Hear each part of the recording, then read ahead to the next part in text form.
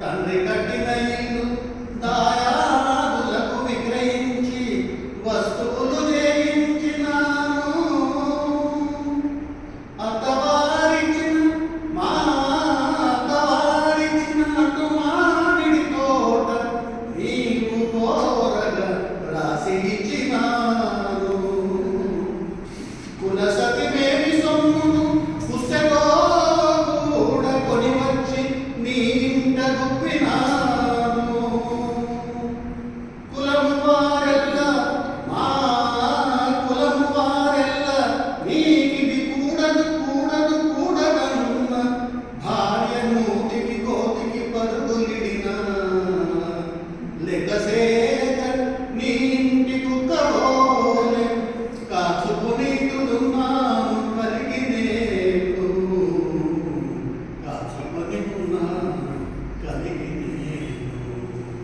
చెప్పండి దానికి తాత్పర్యం నాకు అర్థమైంది. సింపుల్ చెప్పి ఏదో బాగుంటుంది.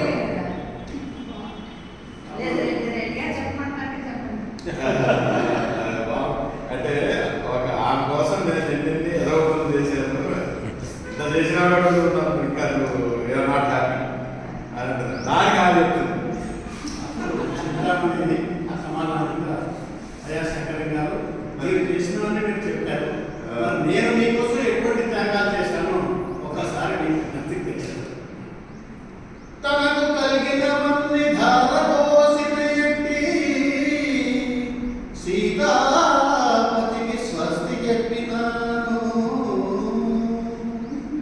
మెచ్చి ముచ్చట తీర్చి మేడ కట్టించిన పోలి శక్తిని పారజోలినాను. నిముషములోన మాన్యములు రాసి ఇచ్చిన ఆదిరెడ్డిని సాగనంపినాను.